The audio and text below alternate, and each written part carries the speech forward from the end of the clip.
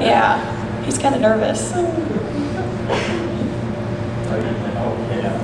This is no moon, this is Mount Stitch. I have to claim that's Mount Stitch.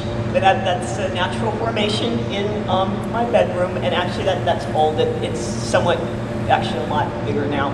I collect Disney's Lilo and Stitch items. I kind of collected a couple of different things, but it seems to have kind of resolved into mostly collecting Disney items. As for whether I was a collector before I met Gus, I think I had the gene. I mean, if you go into an office and there's this idiot who's got all the toys on their desk, that's me, but I wasn't really focused on anything. And then when I met Gus, it kind of got, well, I know we kind of talked about enabling. The thing about being with these super collector guys is it's not just enabling. It's like literally we'll go around the Disney park and he'll be following me around like, wait, do you have this Stitch? Yeah, I have. Do you have this variation? Wait, do you have it in all the colors? Like, you know, kind of checking off to make sure I'm doing it right. And telling you, no, I don't want to shop anymore, please. But I do want to mention it makes it a little bit sometimes difficult to relate to some of my non-partnered collecting friends, because I've been collecting a long time. I know a lot of people, for instance, in the hobby collecting Japanese toys, and I'll kind of follow along what they're doing. Stitch, in case you didn't know, and you don't have to remember this, Stitch, like Spinal Tap, is really big in Japan. They're obsessed with the character. So Gus and I literally do a shopping trip once in a year just to get Lilo and Stitch stuff in Japan, and we end up spending half our time in the post office. There's so much stuff. But all the friends who collect Japanese toys will be like, I know, I'm going to plan a trip to Japan, and I'll follow along how they're planning their trip to Japan and thinking about buying tickets and, you know, learning about Japanese culture and picking a place to go. And Gus will write me, hey, want to go to Tokyo for the weekend? Okay, so we'll buy tickets. We'll go to Tokyo Disney, to both parks. We'll go to all the Disney stores in Tokyo. We'll go to Yamashiroya. We'll meet a friend there and have him take us to some obscure collecting parks. We'll meet another friend and have them take us to an obscure collecting mall. We'll come home. I'll be catching up on my friend's blog. Yes, I'm still planning my trip to Japan.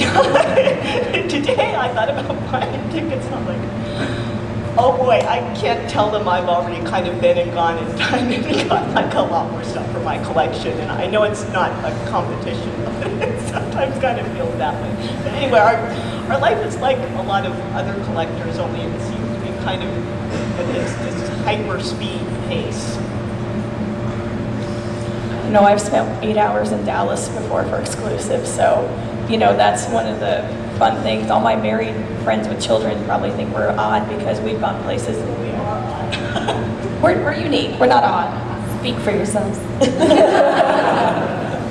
Gone many places at the drop of a hat just because there's an exclusive. I mean, there's almost, Gentle Giant has forced their hand many times that Minibus World Tour, and that's the fun of it, though.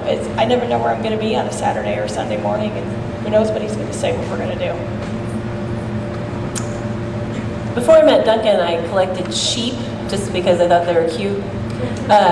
It was nothing serious, and you see something cute, you buy it. Then when I started dating Duncan, we were going to a lot of toy shows, and he was, obviously looking for Star Wars, and I thought, well, these are really fun, and I'd have a better time if I had something kind of to call my own and to look for. So we went to a toy show one day, and sitting on a lady's table was this little 6.5-inch fashion doll who was called Dawn. And I had one as a kid, and when I saw her, it brought back a lot of memories, and she was my favorite little doll, and she had her own size, doll clothes, and I had 5 outfits as a kid from the store, which was a huge thing to get a store-bought outfit, because your grandmother can make them for you, so you don't need a store-bought outfit, which I didn't really understand. But anyway, so seeing that doll at the toy show just brought back a lot of good memories, and so I started a Dawn collection, and so that's my thing. And the great thing, again, about being married to a fellow collector is that they really help you with your own collection. So my Dawn collection is very nice, has lots of pieces and some original artwork for the lunchbox and original artwork for their coloring book. And it's all because of Duncan that I got those things. And some of us don't always collect. Here's my cue. Yeah, I'm the only one on the panel that doesn't collect. I'm not a real collector. Oh, you don't? Okay. Back in the early 70s, you know, when the hair was longer and everything, my hair is really naturally curly. And at the time, let it grow, and it was an afro. And I was involved with this. I was still involved in other ways, but at the time with the wild animal preservation, because there was a lot of poaching. That was when it was starting to be noticed, poaching in Africa, you know, lions and then also, elephants. But the Elsa Wild Animal Appeal was founded by Joy Adamson, who wrote Born Free. And we used to go around to schools and shopping centers and nursing homes and everything.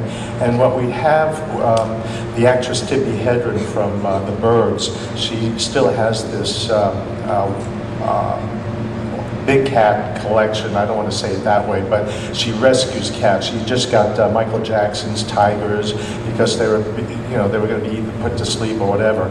But at the time, and she also named a lion cub Bobby after me, and that was such a great honor and all. But somebody gave me a lion because they said I have lion hair, you know, and so that begat something, and then I got another lion, and then another lion, and really I had serious problems where to put all this stuff. So when Steve and I were moving from LA to Northern California, I got rid of most of them. I went to Goodwill and stuff, and then I happened to say to somebody, I just watched the Alfred Hitchcock movie called Stage Fright, and in it there was a character who was a lighthouse keeper, and there's a scene in there with the lighthouse, and there's wind and waves and everything, and I said, boy, it'd be really cool to spend a night in the lighthouse. The next day, I started getting lighthouses. I mean, you know, the connection with people on the internet. I've gotten lighthouses from Australia. A whole box came. And I got the Hamilton collection, one lighthouse every month. And it started taking over. So I had, you know, I started giving them away and everything. And then I Love Lucy. Yeah, the 3 L's, Lions, Lighthouses, and Lucy. And Matt Paisley, who was a member of the 501st, sent me a whole box full of, you know, salt and pepper shakers and all that kind of thing. Stop it, people. I don't want any more Lucy. So, but I'm really grateful for their thoughtfulness and everything, but I have no place to put it. It's Star Wars, and that's it, you know?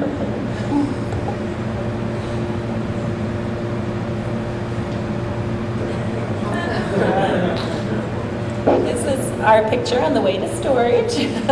Like I said, we were putting our house on the market, and I told him, I said, there's no way we can get this house ready if we have all that stuff in the basement, because you can even walk. So this was the day, and I think that's one of the kids there in the front seat. Yeah, Jar Jar was the co-pilot on the way to storage, so that's what that is. This section is the road less traveled, and it was just an opportunity for any of you to share any remaining stories that you might want to share, just unusual or unique experiences that you've had with Star Wars and collecting.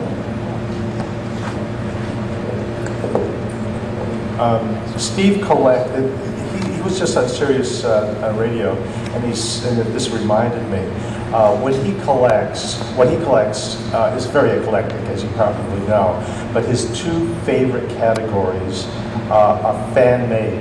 He really has an affinity for that.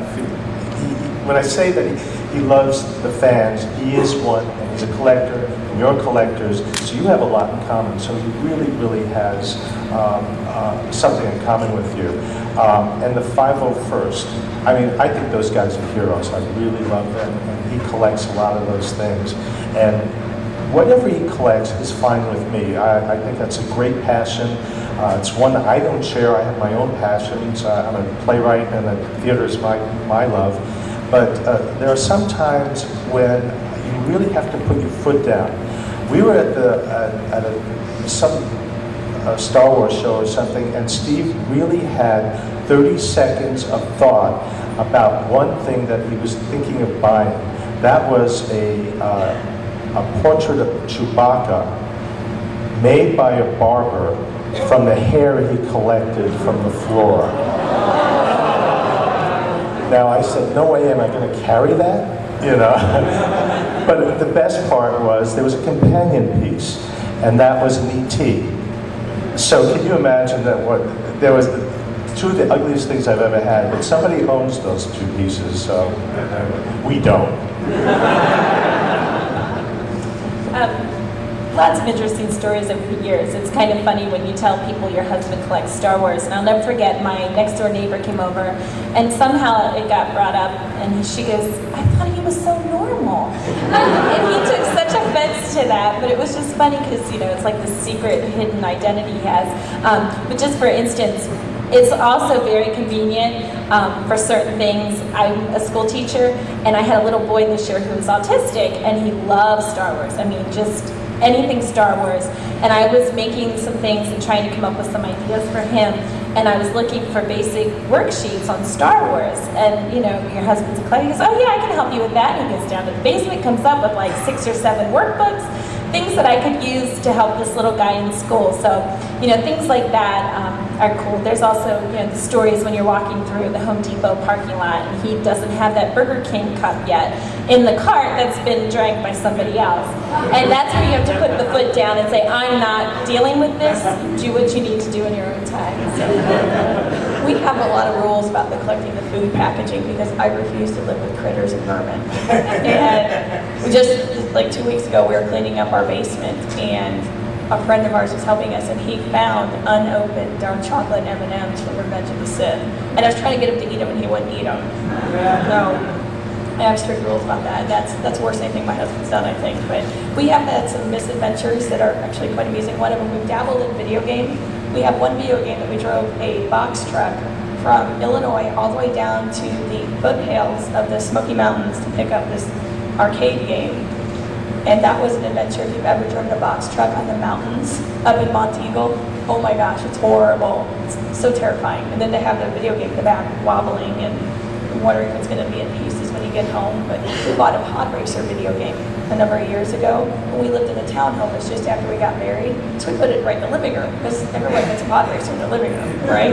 And it was this big, huge, 6-foot long, like 7-foot tall monstrosity that people come over and go, wow, I didn't think you were serious. And it ended up being a really sordid eBay deal where Arnie came out ahead and he learned a very inexpensive lesson that could have cost him thousands and thousands of dollars. He got out of it for $150. But the icing on the cake was when we went to actually return the video game to the person we bought it from, our floor had been sagging and we had to move. So it caused the floor to collapse because we didn't put it underneath a support. And it was just in the middle of, against a wall. And we were in the basement like, oh no, we've got a problem. So the misadventures are fun too. And we've had quite a few gone, I can't tell you how many times we did 24 Walmarts in 24 hours. We've had all-night toy runs, which are just a blast, but it's something you do and it's a lot of fun. Yeah, I think the comment about keeping the sense of humor